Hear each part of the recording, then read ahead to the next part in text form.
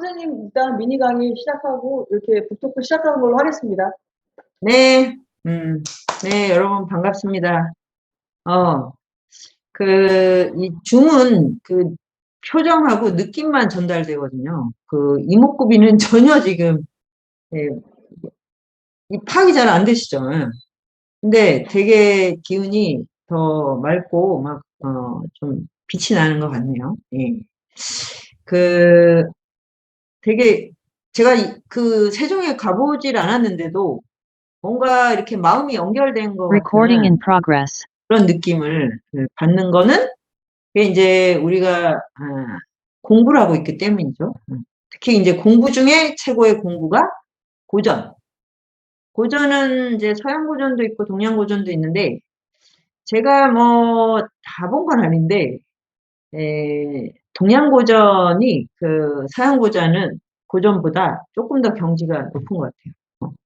근데 이제 이런 비교 자체가 큰 의미는 없어요. 왜냐하면 이미 동서양이 다 이제 교류를 했고, 또, 이렇게 잘 살펴보면, 아주 핵심이 되는 것들은 그 근원에 다 서로서로 통하고 있었더라고요. 그걸 이제 한 번에 조망할 기회가 없었다가, 20세기가 돼서 이제 문명이 막 교차하면서, 이제 서양의 과학기술과 이제 뭐 무기 뭐 이런 것들은 이제 동양에 막 그냥 물밀듯이 밀려와서 동양인의 삶을 다 바꿔버렸는데 또 반대로 이제 동양 고대의 지혜가 서양으로 가서 서양 지성인들의 이 기본 전제를 또 완전히 또 막 전복하는 이런 일이 벌어졌어요. 그런 점에서 보면 우리가 이제 하나의 인류구나. 이제는 이제 21세기는 동양인 서양인이 아니라 이제 인류로 그냥 살아야 돼. 인류의 한 구성원으로서. 근데 이제 편의적으로 나누는 거죠. 그래서 공부를 한다 그러면 책을 읽는 거고, 책 중에 책은 고전이고, 왜 그러냐면, 고전에는 3000년의 시공간이 여기 응축되어 있기 때문에 그래요. 시야가 우리가 이렇게 넓어지는 거죠. 그렇지 않으면, 우리가 100년을 산다고 해도 너무 이렇게 짧아요. 100년을 다 성인으로 맑은 정신으로 사는 게 아니잖아요. 100년 중에 3분의 1은 잠자야 되고, 3분의 1은 먹는 데 써야 되고, 3분의 1은, 그냥 좀 부질없는 이제 수다 떨고 뭐 이렇기 때문에, 그래서 정신이 되게 이제 산만하고 혼몽한 건데, 근데 그래서 100년 중에 정말 그 제대로 된 시간이 얼마나 될까? 이거는 정말 계산해 보기가 두렵습니다. 예. 제가 하루에 내가 얼마나 정신 차리고 살까를 계산하기가 두려워요. 네, 너무 짧은 시간밖에 안 나올 것 같아서. 그러니까 그런 시야 안에서 이 무한한 우주를 만나는 건 불가능하죠. 그래서 이제 고전을 읽어야 돼요. 이거는 거의 무조건적인 정한 명령이에요, 사실. 인간답게 살고 싶다, 인류의 구성원으로 살고 싶다고 했을 때 고전을 만나지 않고 길이 있나? 예. 저는 이제 단언컨대 없다고 생각이 돼요. 그래서 이제 동서양의 고전을 이렇게 이제 읽다 보면, 동양 고전이 뭔가 통찰력과 직관력이 훨씬 뛰어나다, 이런 이제 느낌을 받고, 근데 그 중에서도 이제 가장, 최고의 경지가 불교죠, 불교. 근데 불교가, 2500년쯤 됐고, 그 인도 사상에서 이제 등장을 했는데, 인도 자체가 거대한 종교의 나라이고, 그 수많은 종교가 이제 섞여 있고, 뭐 만신이라고 하잖아요. 거의 신이 1억 명이 넘는다고 해요. 그리고 공식 언어가 2000개예요, 거의. 그리고 우리 상상이 안 되는 나라잖아요. 그래서 이제 힌두교가 정착되기까지의 뭐 베다, 우파니샤트, 바가바드기타 이런 이제 또 역사가 굉장히 또 아주 장엄하게 앞에 있기 때문에 그 인도 사상으로 들어가면 뭔가 이제 압도되거든요. 근데 어쨌든 그 흐름에서 불교가 나왔고, 불교가 힌두교보다 뛰어난 건 뭐냐면 전인류의 보편적 종교가 됐다는. 힌두교는 인도 영토를 벗어나기 어려워요. 네. 그게 이제 그 지역적 환경과 결합이 된 종교라면 불교는 거기서 탄생을 해서 먼저 이제 남방, 동남아로, 그 다음에 중국으로, 그 다음에 북방, 티벳, 몽골, 러시아 이쪽으로 이제 전파가 됐다가 19세기 말 20세기 이후에 서양으로 이렇게 다 가서 지금 사실 이제 세계사의 어떤 이제 변화의 흐름을 보면 21세기는 제가 전에도 말씀을 드렸을 거예요. 불교하고 양자역학 이 두 개의 지성이 인류에게 길을 안내하는 최고의 이제 지도다. 그런데 이 불교가 어떤 불교냐면 티베트 불교예요. 티베트. 그래서 이게 이제 서양까지 확장이 된 건 이제 100년 정도밖에 안 된 거죠. 그리고 어쨌든 이제 보편적인 가르침이 됐다. 인류에게. 인류의 보편적 내비게이션. 이제 요게 이제 굉장히 중요한 거고 양자역학이나 이제 상대성 원리 같은 과학과 대화할 수 있는 그래서 서로 마주칠수록 어떤 영성이 더 깊어지는 이런 효과를 일으키는 이제 가르침인데 종교라고 하면 우리가 이제 신을 믿는 거라고 생각을 해서 예수님도 이제 신의 반열에 올려놓고 이제 다 이제 알라 뭐 여호와 이런 이제 신 그리고 뭐 이제 비시누 뭐 시바 이런 이제 오만 신들이 등장해. 신이라는 건 초월적 존재라는 거잖아요. 초월적 존재. 인간의 이 시공간을 초월해서 그 인간의 시공간을 주관한다 이런 의미인데 붓다는 신이 아니에요 절대로. 이거는 이제 반드시 기억을 하셔야 돼요. 신과 인간의 스승이다. 스승이라는 말이 뭐예요? 가르침을 준다는 거죠. 선생님이라고 선생님. 그러면 이제 우리가 붓다를 만나는 순간 우리는 이제 붓다의 제자가 되는 거죠. 근데 이 가르침이 그러니까 부처님이 신이다. 그러니까 나를 믿어라. 이렇게 하는 게 아니고 우주의 근본 법칙, 다르마라고 하는 것을 선생님이 깨달아서 인류라는 학생들에게 가르쳐 주는 거예요. 그러니까 이제 그게 그 석가모니 또는 이제 시타르타 왕자한테 기속이 되는 개인에게 기속이 되는 그런 진리가 아닌 거죠. 그래서 그게 이제 다른 종교하고 아주 근본적으로 다른 지점이다. 그래서 이제 우리가 이제 종교 이렇게 이제 하면 종교에 대한 이제 통념이 있어가지고 특히 이제 불교에 대해서는 굉장히 많은 이제 오해를 가지고 있죠. 저도 이제 당연히 그랬고 불교에 대한 뭐 무지막지한 오해를 해왔었죠. 대충 이제 이해하는 거예요. 대충 이제 들은 풍월로 그냥 아는 척을 하다가 고전을 읽다 보면 이제 동양고전 이렇게 뭐 하다 보면 이제 주역 반드시 배우게 되고 동양고전에서 동양고전 하면 뭐 장자 뭐 노노 이렇게 가다가 보면 주역을 배우게 돼 있고요. 그 다음에 이제 불교를 배우지 않을 수가 없어요. 그래서 저도 이 코스를 그냥 밟아간 건데 개인적으로 제가 이제 좀 문제의식이 있었다면 이제 동의보감을 이제 그냥 처음에 연암 박지원 배우고 뭐 조선의 18세기 배우고 그러면서 뭐 또 20세기도 좀 하고 뭐 이러면서 이제 중국 사상사 이렇게 배울 때는 그냥 그 동양고전 전공한 사람의 코스였는데 어느 날 몸이 아픈 바람에 병원에 너무 가기 싫고 요게 핵심이에요. 병원에 가서 치료받는 게 너무 귀찮은 거예요, 저는. 그냥 서류 접수하는 것부터 귀찮아요. 요 귀찮음이 저를 동의보감을 만나게 해줬어요. 막 검사하는 거 너무 좋아하시는 분들 많더라고. 그냥 이 병원 저 병원 다니면서. 근데 거기 가서 쓰는 것도 저는 귀찮아요. 이게 정말 놀랍지 않습니까? 네. 그래서 할 수 없다. 몸에 대한 공부를 하자. 그런데 마침 또 한의대에 다니는 학생이 와가지고 막 그냥 너무너무 가르쳐주고 싶어하는.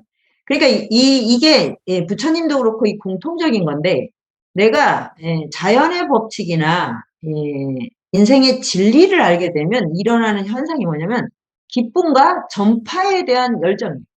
이게 없다면 그 사람 공부는 가짜예요. 이게 안 일어난다면. 네.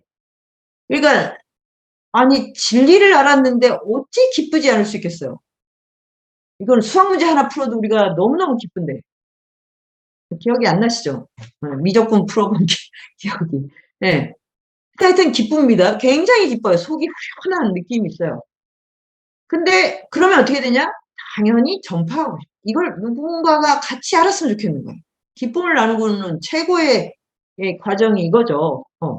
이게 안 일어나면 그건 진리가 아니에요. 그러니까 이제 막 그 학생도 너무너무 동의보감을 가르쳐 주고 싶어 하는 거야. 근데 하필 제가 아팠기 때문에 열심히 배우는 수밖에 없었다.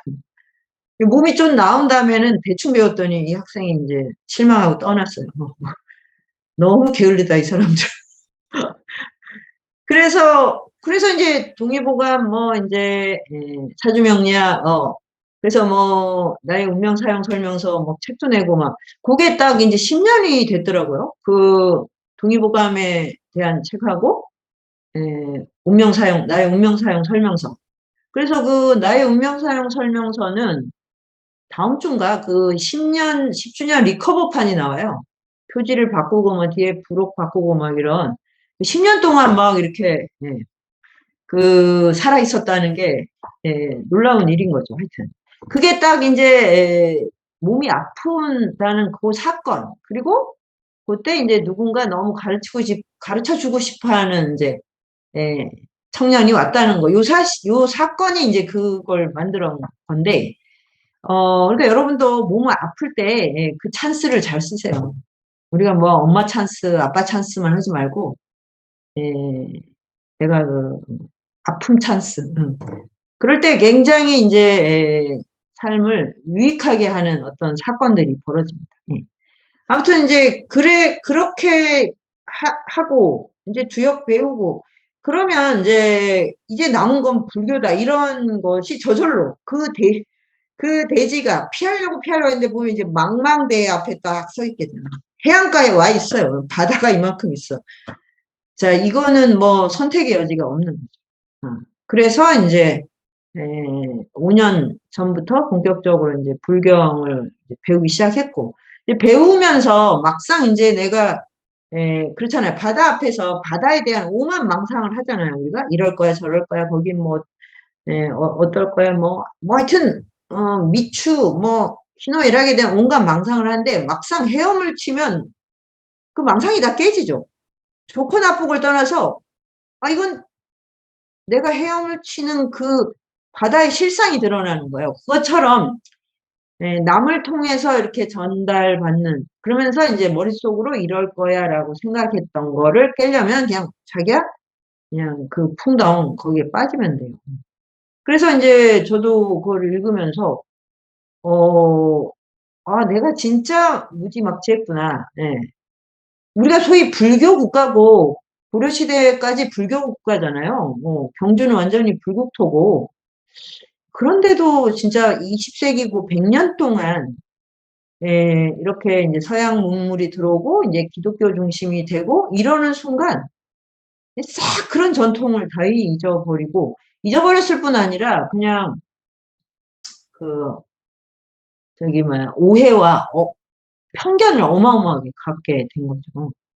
오늘 이제 간디 자서전을 이제 읽을 일이 있어서 잠깐 봤는데 간디가 그 평생 바가바드 기타를 이제 자기 삶의 모든 백과사전으로 예, 매일같이 옆에 두고 읽고 그래서 거기서 이제 아힘사나 뭐 이제 샤타그라 이런 이제 20세기의 가장 성스러운 어떤 진리의 실험이 이루어지는데 그 힌두교를 그렇게 접하게 된 게 영국에서였더라고요. 진짜 그것도 보고 참 이런 아이러니가 있나? 영국 유학을 가서 거기서 바가바드 기타를 영국 사람에 의해서인가? 하여튼 권유를 받아서 읽게 돼요.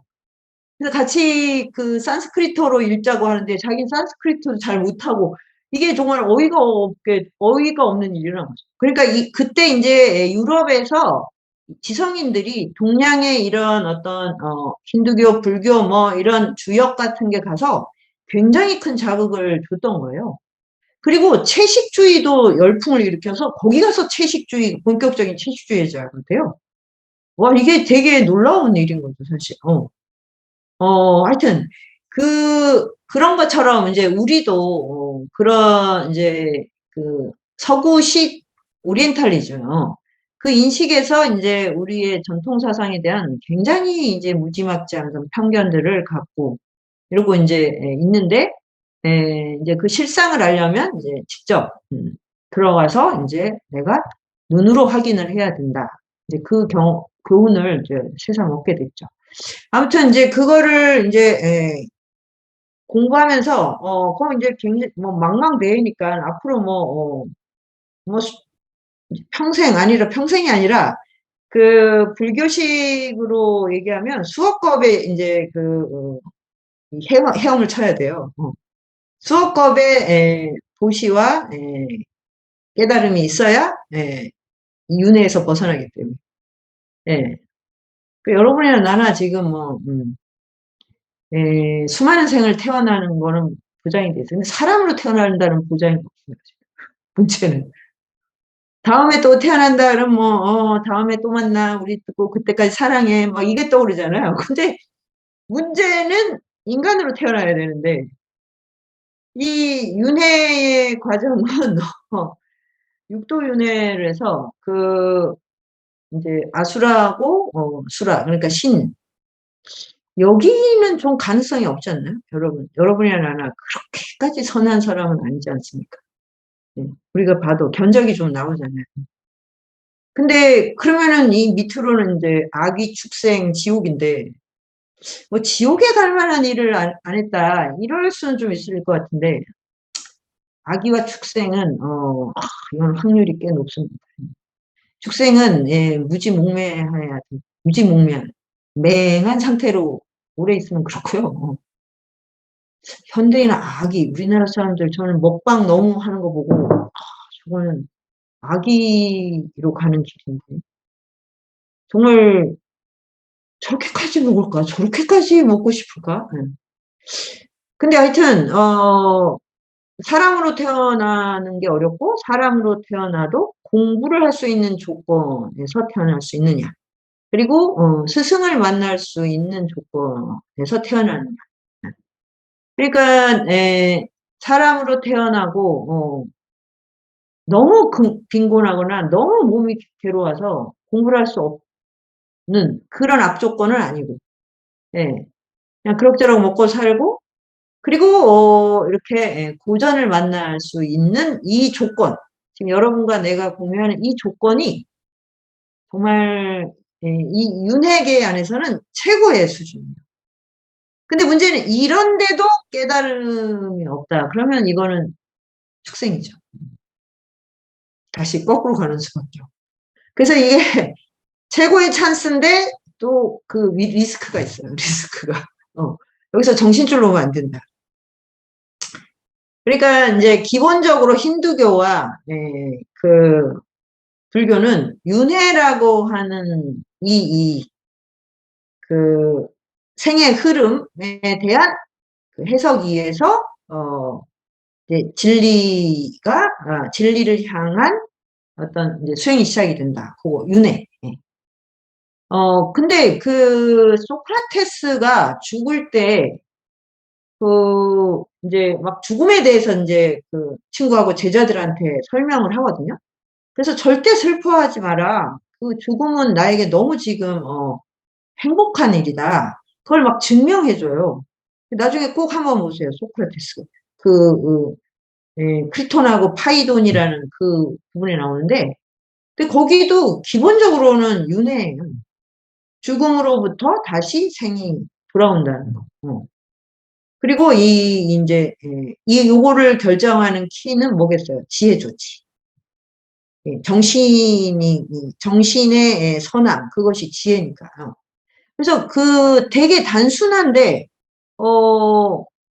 이렇게 상통을 하더라고요.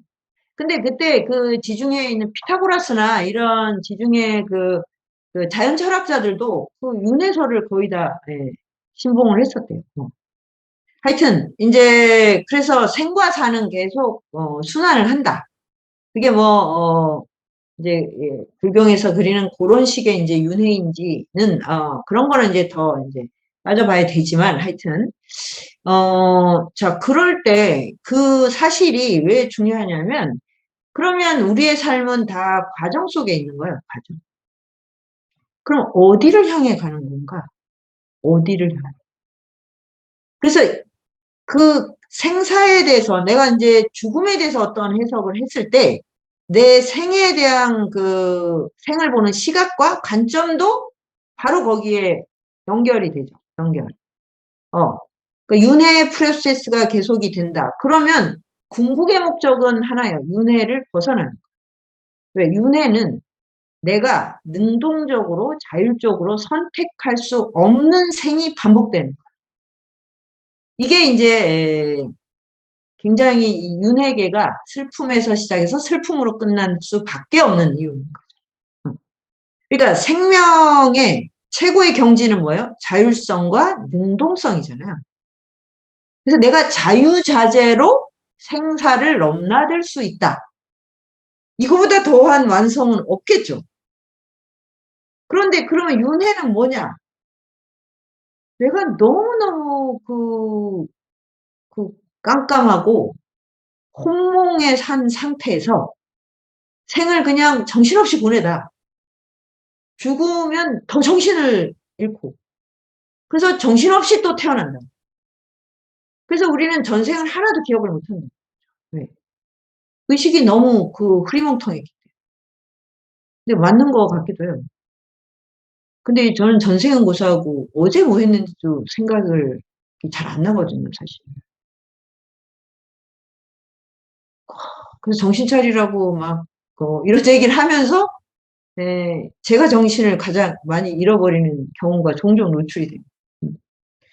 그러니까 이게 이제, 우리가 윤회를 그냥, 뭐 어떤 점에서 미신? 그냥 뭐 약간, 어떤 상징적인 은유? 뭐 이렇게 생각하다가 생사가 연결되는 게 되게, 이게 더 과학적인 해석이야 라고 생각하는 순간, 그럼 이게 언제 끝나지? 언제? 그러니까, 그럴 때 자율성과 능동성을 발휘를 못 한다는 거죠. 예. 만약에 자율성이고 능동적이면 어떻게 하냐? 그게 붓다의 출생. 거기에 나타나잖아요. 선택을 하잖아요. 도솔천에서. 예. 언제, 어디서, 어떤 왕국에, 어떤 어머니에게서 나는 태어나겠다. 바로 이거죠. 그러니까 이게 신화적이라고 할 수도 있지만, 신화이면서 사실, 그렇게 태어나야만 붓다가 될 수 있어요. 이번 생에. 한 번에 끝났잖아요. 부처님은. 그러면, 이건 그 이전에 무수한 윤회가 있었다.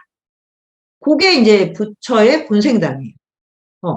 그럼 무수한 윤회 동안 무엇을 했길래 이렇게 자기가 탄생하는 걸 선택할 수 있냐? 그 정도면 도대체 뭐 거기에 대적할 만한 위기는 없죠. 내가 태어나는 곳을 선택할 수 있다니, 세상에. 예. 그래서 이제 그 앞에 본생담을 보면 무한한 보시, 그 다음에 진리에 대한 무한한 열정. 그 두 가지. 그러니까 여기서 뭐가 이제 나오냐면, 붓다의 이제, 불교의 핵심. 네. 무아, 그리고 자비. 자비, 지혜. 네. 그리고 이제 이걸 다 아우르는 게 공. 색즉시공, 공즉시생 때 공. 이런 가르침이 거기 안에 있다는 게, 그러니까 우리가 금강경이나 뭐 선문답을 배우면, 멋있기는 한데, 이거는 거의 뭐, 무협의 경지처럼, 동방불패나 동사소독, 이런, 그런 무사들이나 뭘 깨달을 것 같은, 굉장히 뭔가 아득함을 느꼈는데, 제가 이제 붓다 평전을 쓰면서 부처님의 생애에 집중을 한 게, 이제 이 어렵고 난해하게 보였던 그 가르침이 그 밑에 있는 정말 너무나 리얼한 어떤 프로세스가 보였어요. 그게 저는 너무너무 기뻤어요. 그래서 이제 이 평전을 쓰기로 결심을 했고요. 예. 그러니까 무슨 반야심경이나 저기 뭐 하원경 이런 경전을 먼저 해석을 하겠다 이렇게 할 수도 있는데 그게 제가 깜냥이 아직 안 되기도 하지만 그 이전에 나는 이 붓다가 인간의 몸으로 깨달아가는 과정 그것을 정말 이렇게 세밀하게 따라가면서 거기서 일어나는 어떤 이 정신과 의식의 변화, 삶의 변화, 존재의 변화 이런 거를 한번 이제 체크하면서 이제 저 자신에게 적용을 하고 싶거든요. 그리고 다른 분들도 이제 불교가 너무 막막하다고 생각이 되면 거기서 시작하는 게 제일 좋지 않을까? 네.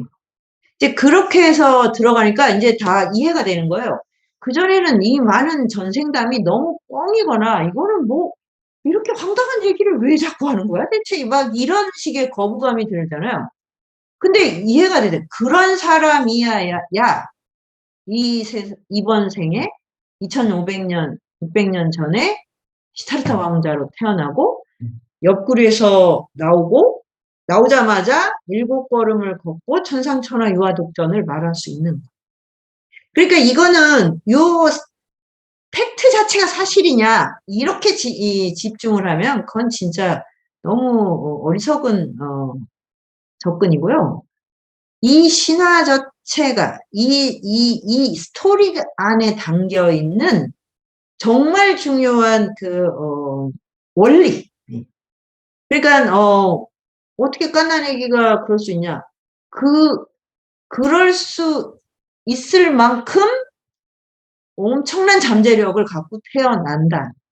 그 잠재력은 그럼 초능력이 아닌 거예요. 우리가 생각하는 막 신이 부여한 초능력 이런 게 아니라 무한한 보시와 무한한 염원, 진리에 대한 염원.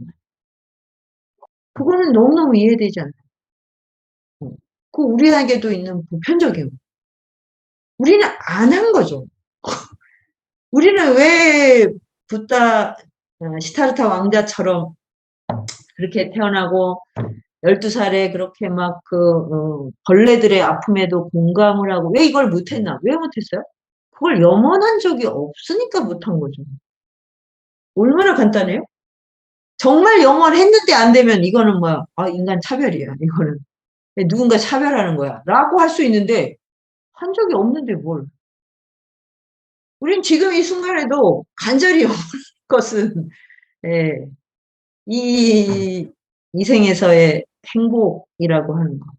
그 행복의 내용을 들어가 보면 잘 먹고 잘 사는 거. 그렇게 먹는데도 또 잘 먹고 그렇게 또 많은 걸 누렸는데도 또 남보다 잘 살겠다고 이러고 있잖아요. 당연히 그런 자율성을 가질 수 없죠. 잠재력을 발휘하지 않은 거죠. 그러니까 인간이 가진 무한한 잠재력이 마음의 잠재력이 인간의 몸으로 어떻게 구현되는지를 하나하나 다 보여주는 거죠. 그 과정. 그래서 이제 출가하고 깨달음에 이른 게 35인데, 이제, 그래서 이제 붓다 평전을 보다가, 청년이구나. 청년이니까 이게 가능했구나. 그러니까 청년 그러면, 지금 우리 시대 청년은 좀, 청년 그럼 떠오르는 게 뭐죠? 저는 많이 아프다. 하긴 그래서 아프니까 청춘이다라는 그 베스트셀러도 있었네요. 애들이 여기저기 맨날 아파요. 우리 60대가 내가 어디 아프다는 말을 꺼내려고 하는 순간 막 그냥 너무 막 저기 뭐야 통증 단계가 높은 막 너무 수준 높은 병들이 막 나와서 그냥 항상 명함도 못 꺼내요. 명함도. 자, 그러니까 아프고 뭔가 기운이 없고 뭐라고 삶에 의욕이 많이 없고 그리고 많이 고립돼 있고 이런 게 이제 청년의 모습이잖아요. 근데 이게 청년의 진면목이 아니죠. 청춘의 파토스. 이건 유사일의 처음인 것 같아요. 이런 청춘은. 이런 청년 시대는. 그래서 정말 진면목을 잃어버린 거죠. 청춘의 파토스. 근데 이제 청춘의 파토스를 제대로 보여준 게 바로 붓다의 이 청년기. 예. 뭐 온갖 한락도 다 누렸고, 뭐 활도 제일 잘 쏘고, 뭐 말도 제일 잘 타고, 뭐 제일 잘 생기고, 뭐 어떻게 보면 우리 시대 청년들이 원하는 모든 거를 다 갖추고 있지 않나?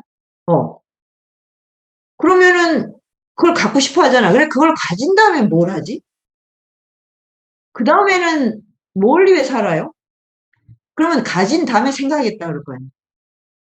그럼 그거를 다 갖춘 지금 뭐 BTS나 블랙핑크는 어떻게 살까요?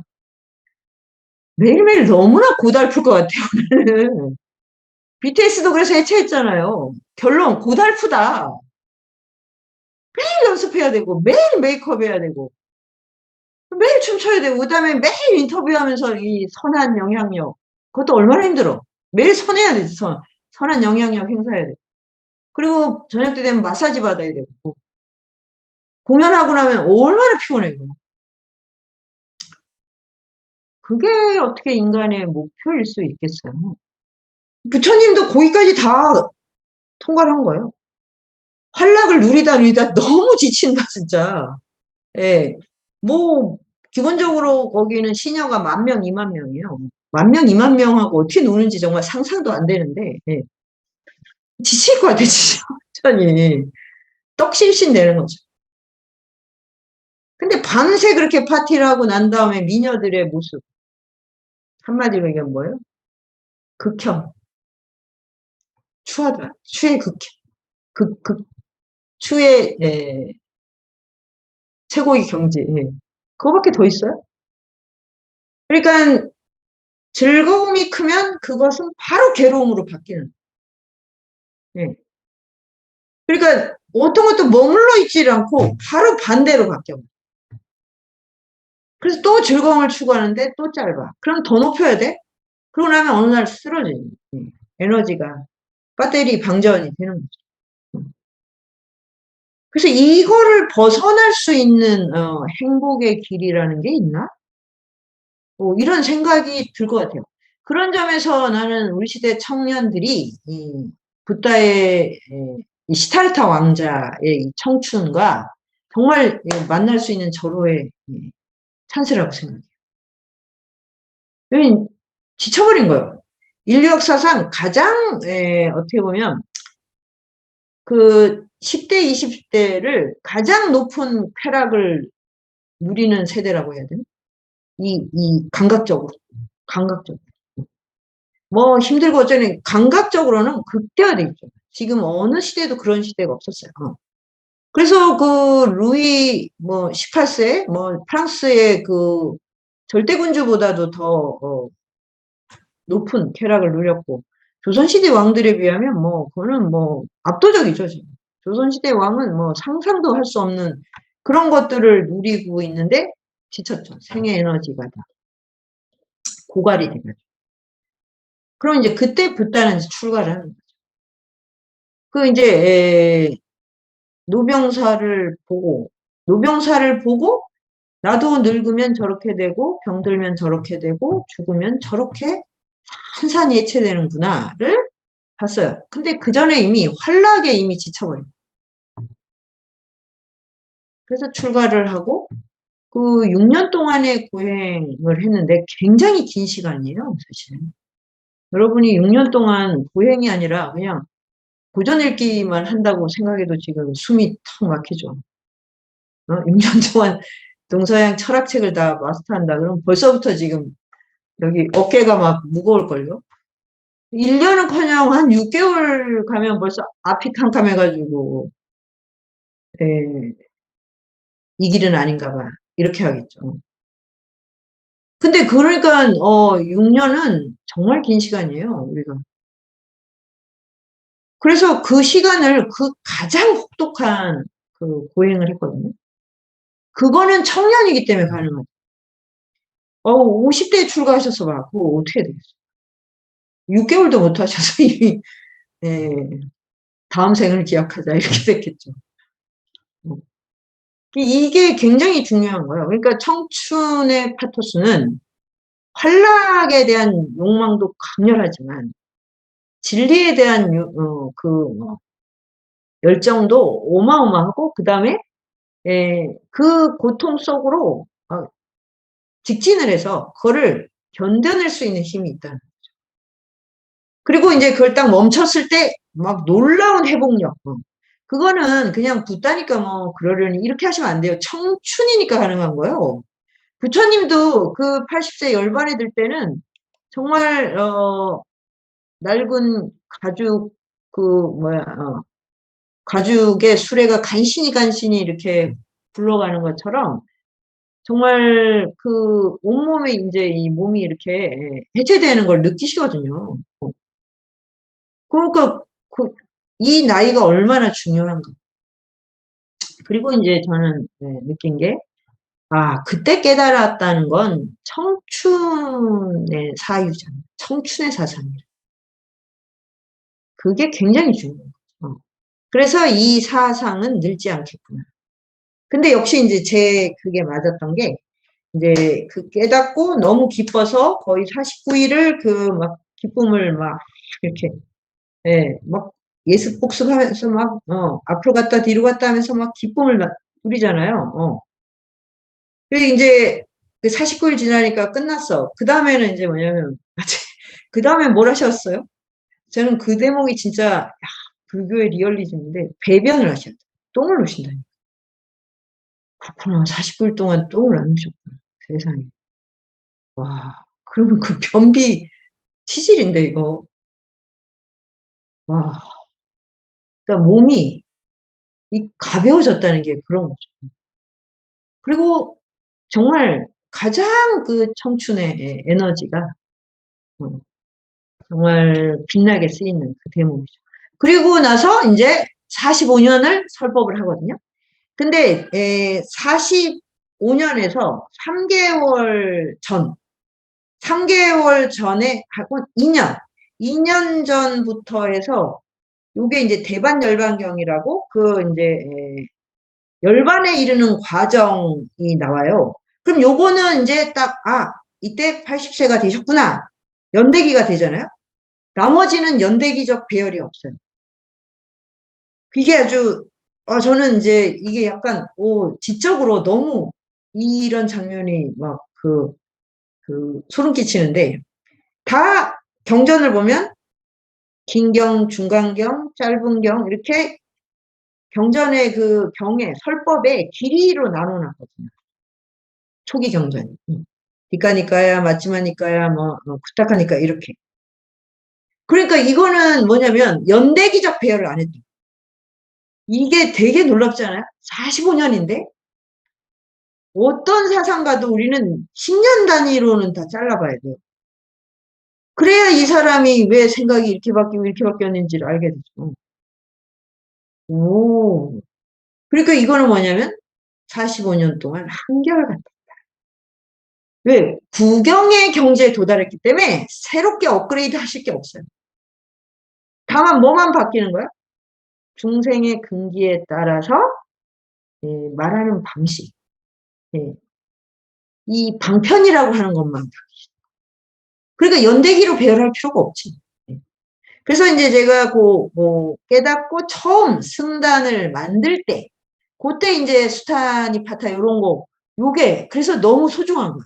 수타니파타는 연대기를 짐작할 수 있고, 요때는 35세에서 40대 정도야, 초기. 승단이 커지기 전이니까. 그 다음은 바로 이제 80세, 열반경. 이 두 가지. 그래서 이제 중간 과정은 저는 이제 생략을 하고, 생략을 할 수 있었던 게 바로 이거죠. 부다의 가르침은 늙거나 노쇠하지 않았다. 그래서 이게야말로 이제 정말 영원히 푸르른 사상이라는 것을 이보다 잘 보여줄 수 있을까? 그리고 이제 열반경을 보면, 이제 이 스타르타 왕자로 태어난 이 몸하고의 인연이 이제 끝나는 장면이거든요. 3개월 동안을 그 길이에서 그 노쇠한 몸을 이끌고 끊임없이 길이에서 진리로 이끌기 위한 그 마지막까지. 그럼 이제 하여튼 제가 이 얘기는 나중에 여러분이 대반열반경을 한번 읽어보시고요. 인간의 죽음으로 가는 여정이 이렇게 장엄할 수 있다니, 그건 진짜, 그거야말로 이제 인간에게 어떤 희망이 있는 거 아니에요? 아, 우리도 저런 길을 갈 수 있다. 이거잖아요. 왜? 부타가 얘기한 건 모든 존재가 다 불성을 가지고 있다는, 음, 뭐, 싫으면 믿지 마시고요. 나는 절대로 불성이 없을 것 같아. 라고 하시면 뭐 어쩌겠어요. 뭐. 어. 근데, 음, 그래서 이제 막 이제 그 과정이 하나하나가 이제 너무너무 재밌는데, 재밌고 감동적인데, 마지막에, 이제, 이제 마지막에 이제 또 힌두교 브라만을 또 하나 이제 그 깨달음으로 이끌고 뭐 이제 이렇게 했어요. 근데 세상에 그 마지막에, 얘를 어떻게 해라라고 하는데 이 사람이 누구냐면, 부다가 출가할 때 말을 몰고 온 찬나라는 마부예요. 굉장히 중요한 인물이죠. 거기 제가 이제 책에도 파트너라고 했잖아요. 네, 최고의 명마가, 그다음 찬타카와, 칸타카 이제 찬다라는 마부가 칸타카라는 명마를 이제 끌고 이제 출가를 했거든요. 그 아주 중요한 역할을 했잖아요. 그래서 이제 부처님이 깨닫고 나서, 다시 이제 이 카필라바토에 갔을 때 그 마부가 거기 있었을 거 아니에요. 그래서 이 마부가 그때 출가를 해요. 그래서 이제 승단에서 40년을 같이 지낸 거예요. 근데 이 마부가 자기가 이제 부처님을 출가한 공덕이 크다는 이 자만감 때문에 어찌나 잘난 척을 했는지 깨달음은커녕 완전 진상이 돼 있었던 거예요. 세상에. 부처님 옆에 있어도 이렇게 되더라고요. 어. 그래가지고 마지막에 이 부처님이 마지막에 이제 어떤 사람에 대해서 한 그 유언이 뭐냐면, 찬나에게 최고의 벌을 내려라. 그랬어요. 아니, 부처님 벌을 내리시나? 이거 너무 뜻밖이죠. 근데 그 벌이 뭔지 알아요? 누구도 말 걸지 마라. 어. 어떤 걸 해도 말을 걸지 마라. 와, 세상에. 그래가지고, 그게 이제 부처님이 표현할 수 있는 자비심의 마지막이었던 거야. 그래서 이제 부처님이 이제 열반에 이르고 그 마부한테 이걸 전달해 줬겠죠. 너한테 이런 유언을 내리시고 떠나셨다. 거기서 거의 기절하듯이 쓰러졌어. 그 말을. 그리고 나서 이제 대호각성 해가지고 막 오만과 제멋대로 행동하는 그거를 고치고, 아라한에 이릅니다. 이제 정말, 그러니까 너무 장엄한데 그 디테일은 너무너무 진짜 자상해요. 그냥 막 이렇게 막 왜 우리가 막 그 있잖아요. 막 구름과 뭐 무지개가 하면서 왜 막 사람들을 황홀하게 하고 막 그 안에서 막 그 무릎 꿇게 하는 막 이런 식의 그 최후가 아니고, 막 우리가 신들의 세계에서 상상이 될 법한 그런 게 아니라 정말 한 명 한 명에게 필요한 가르침을 마지막까지 하고 이제 제자들한테 이제 공맹정진해라. 정신줄 놓지 마라. 결론이 정신줄 놓지 마라. 영원한 진리. 근데 그게 이제 청년으로서 깨달았을 때 그때의 가르침이 그때 45년 지속이 됐던 거죠. 그래서 저는 우리 시대 청년들에게 가장 좋은 멘토이자 길벗이 될 수 있다고 그렇게 확신해요. 물론 이제 뭐 다른 세대도 다 마찬가지인데 청년이 아닌 세대들은 이제 우리가 뭐 40대, 50대도 그렇고 60대, 70대도 그렇고 80대, 90대도 다 이 생을 진짜 이 생의 흐름을 잘 밟아간다는 거 뭐냐면 내 안에 있는 청춘을 계속 새롭게 창조해요. 네. 그래서 이제 계속 젊어지려고 하잖아요. 네. 그거는 가장 정말 노쇠한 방법이에요. 젊게 보이려고 하는 거. 여러분은 제가 머리를 좀 이상하게 깎았다는 생각 안 드세요?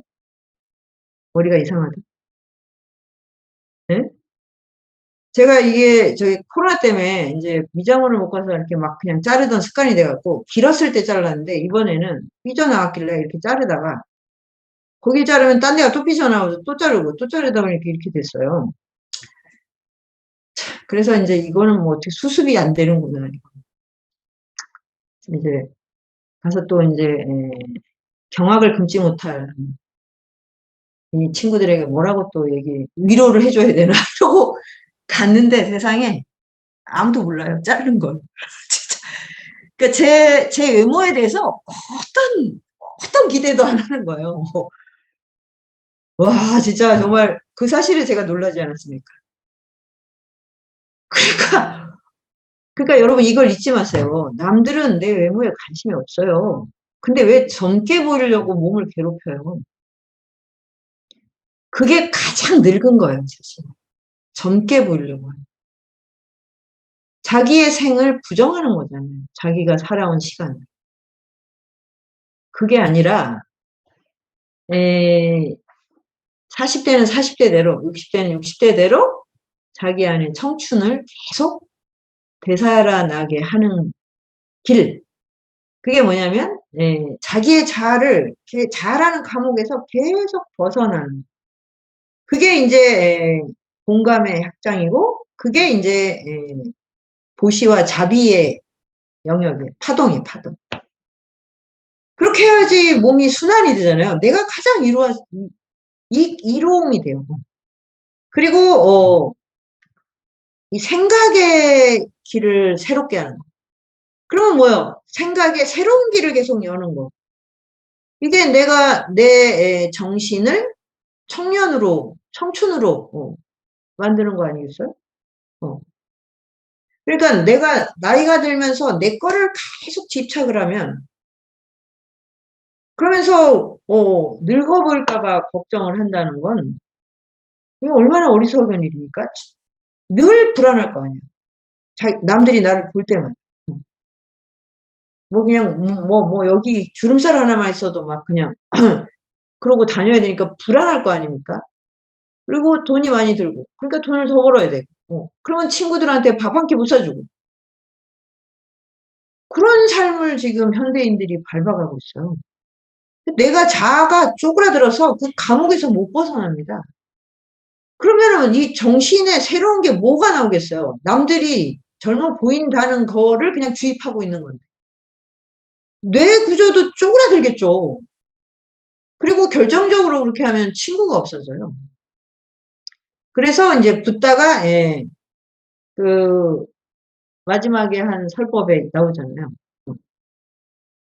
예. 스승이 있고 가르침이 있고 함께하는 도반이 있을 때. 그 좋은 도반을 갖는다는 것이 그 인생의 가장 행복한 일이다. 최고의 일이다. 반절도 아니고 최고다. 이렇게 얘기하는. 그 친구를 보면 이 사람이 빛나게 될지 아닐지 깨달을 수 있을지 아닐지 바로 알게 됩니다. 바로 빛을 반사해 주는 존재라는. 그거 얼마나 멋진 말이에요. 근데 우리는 이제 자기를 계속 이 안에 가둬서 깜깜해지는 거죠. 그래서 이제 이 공감의 학대, 자아에서 벗어나면서 계속 생각을 확장하는 건 이전에 내가 했던 전제들이 무너지는 거예요. 전제를 바꿀 수 있는 힘. 그게 얼마나 멋있는 일입니까?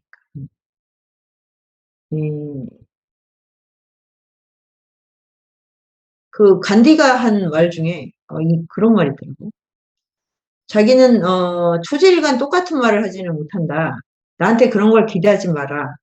그런데 만약에 내 말이 앞뒤가 좀 앞에 한 말과 나중에 한 말이 좀 다르다 그러면 반드시 뒤에 한 말이 내 거라고 생각해요.